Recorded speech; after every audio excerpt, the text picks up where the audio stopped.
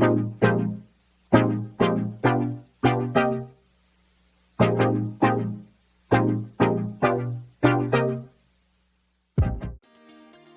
high-performing team, the high-producing team doesn't just become born overnight. There's so many people that want to get started in their own real estate team and they think they could just run in there and do it, when they may not realize their specific steps to starting a team.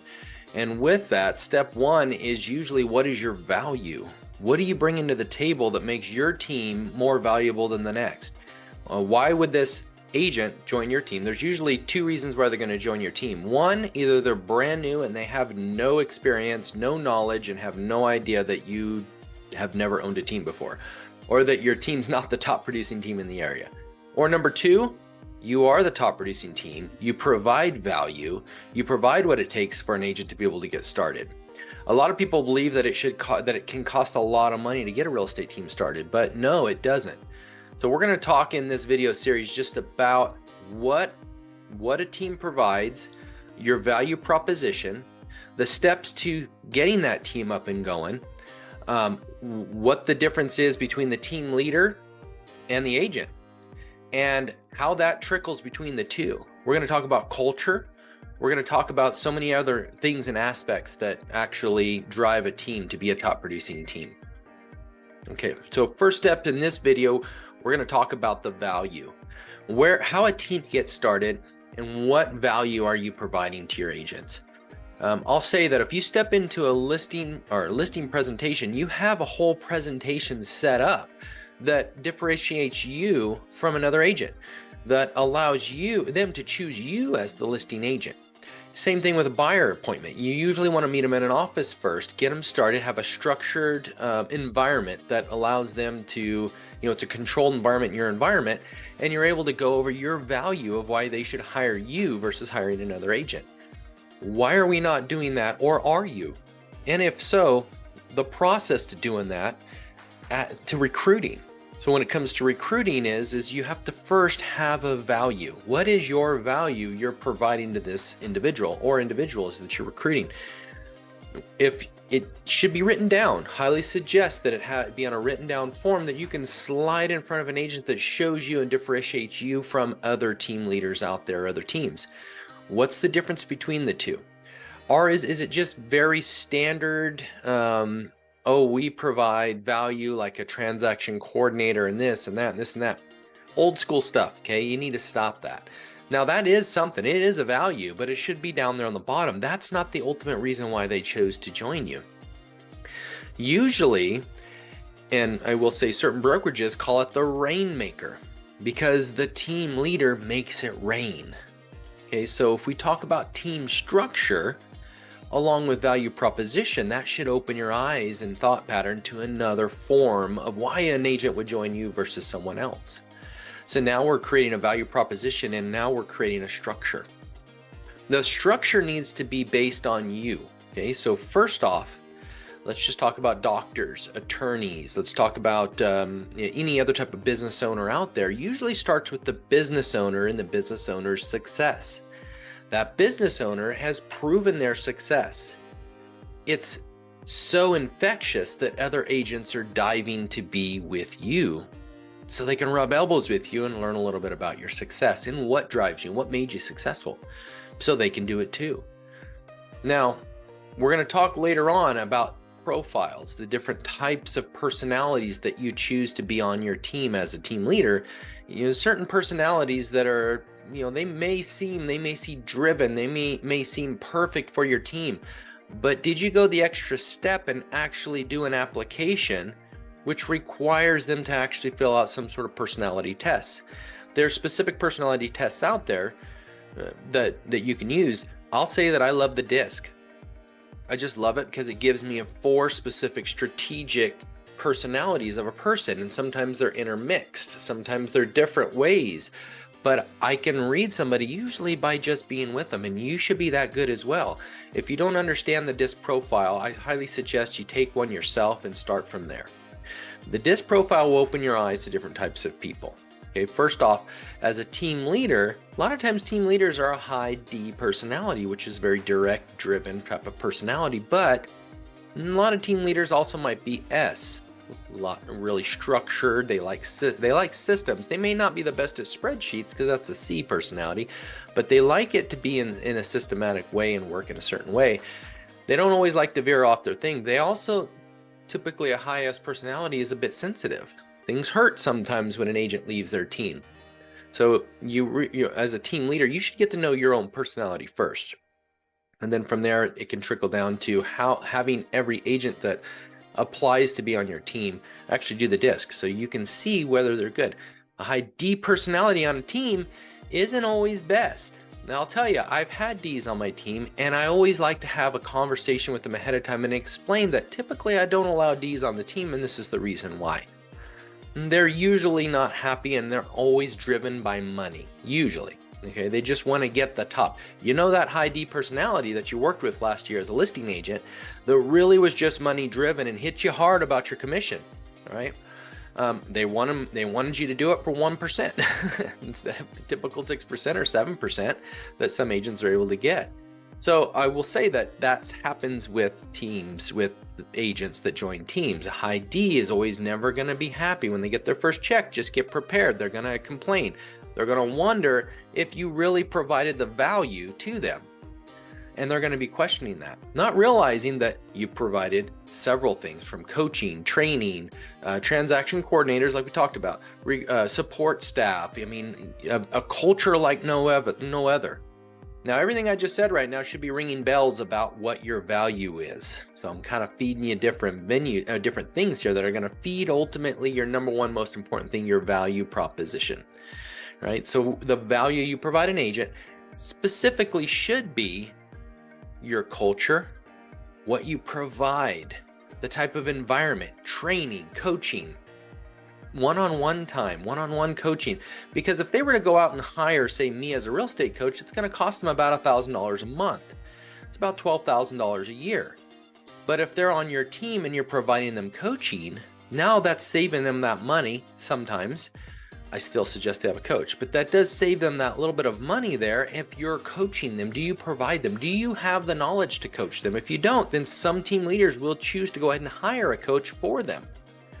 And that way they're getting that extra push in coaching to help them get to that level. So that is a value proposition when you pay for that coaching for the coaching client. So these are different things that you start adding into your tool belt that you provide someone. Now let's go back to what I said, the rainmaker, all right, the top producer. So let's talk about the lawyers and the doctors and all that. So a lawyer and a doctor or any of them, they're first off, when they're out of school, they're getting their own tools in their tool belt. So they'll typically go to work for someone else. So they start to gain the knowledge, the experience, different things like that. They don't just open up an office and say, I'm a surgeon. It doesn't happen. They don't just open up the office and say, hey, guess what? I'm a high producing lawyer. No, a lot of times they'll go to work for someone else first, gain their knowledge, gain their experience that they can share. Well, we do that as well as agents. First, we have to prove that we are a place that someone wants to follow. That's in your closings, that's in your systems, that's in however you set everything up. I've had people wanting to start a team their first year in the business, and they just think they want to have a team. And to me, that's a little bit lazy, because what they want to do is they just want to have everyone else do the job. Can it happen? Yeah, it can. But I will say that usually the high producing team leaders are high producing individuals. They usually bring that knowledge to the table. They bring the experience to the table.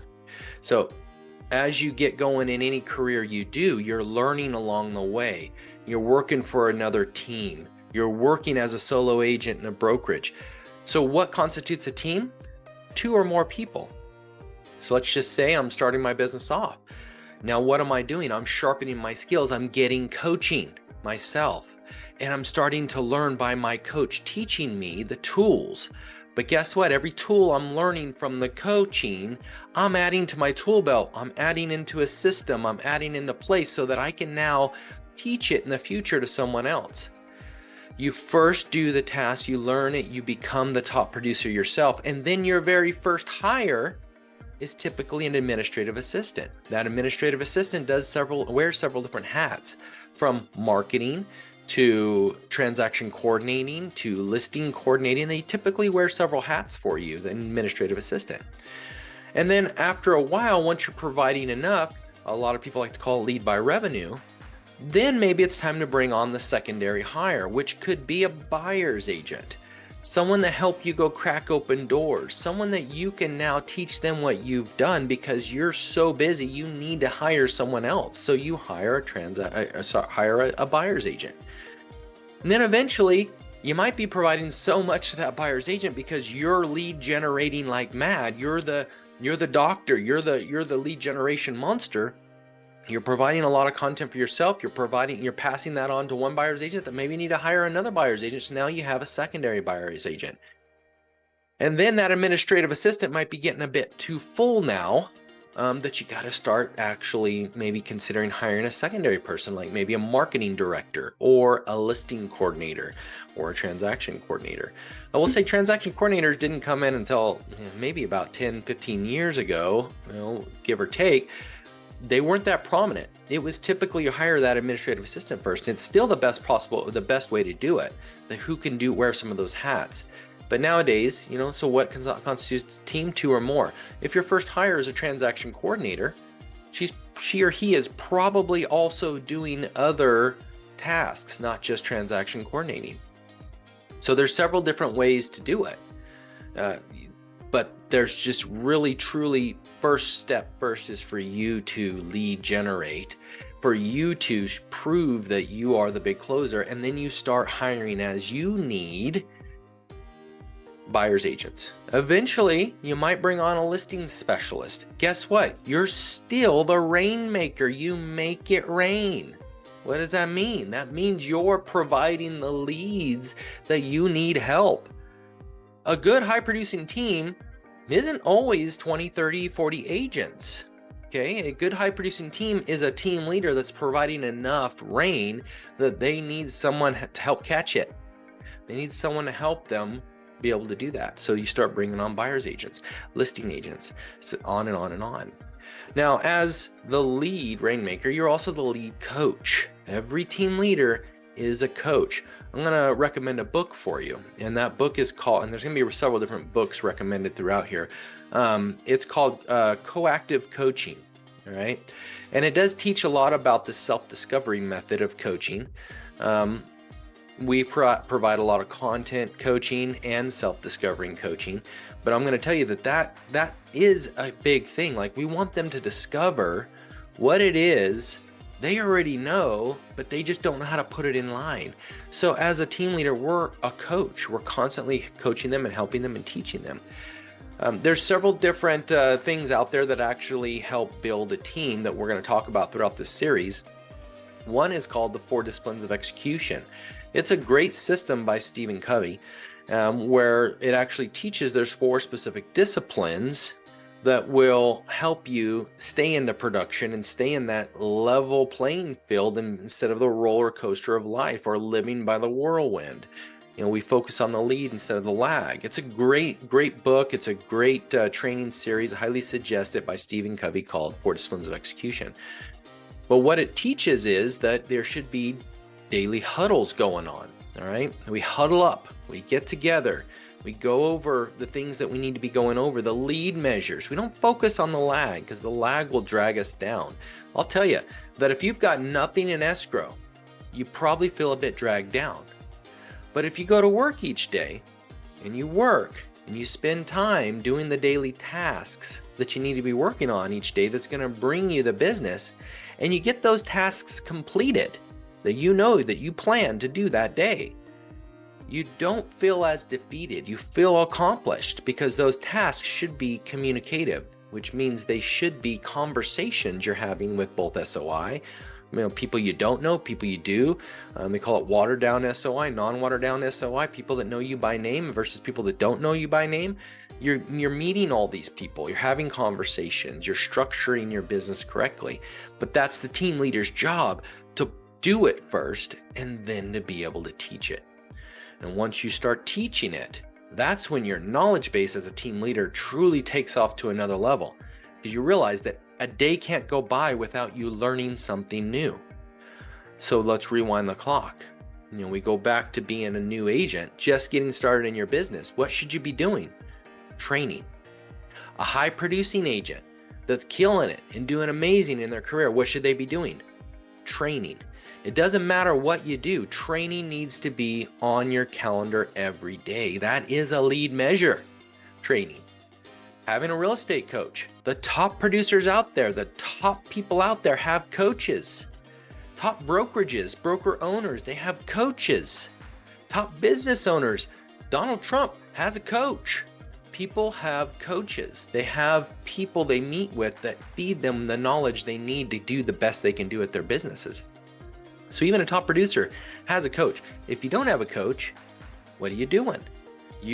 Are you living through the whirlwind? If you are, hire a coach that will help structure your business and get you back on track where you should be.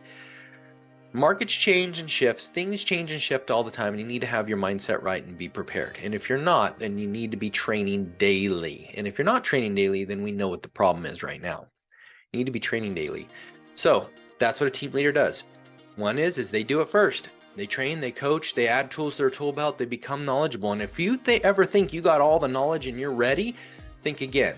It doesn't matter who you are, doesn't matter how long you've been in the business, doesn't matter how many closings you do a year, you're not ready. You need to keep coaching. But if you just waited, you'll never do it. So do it. But keep coaching, keep training, keep adding tools to your tool belt. So as a team leader, you're going to continue to grow. You're going to have a value proposition now to provide somebody. So now you're starting to actually recruit because your business constitutes it. You have enough closings going on that it's time to start growing. Time to start getting things moving. All right. Value proposition is first and foremost your production.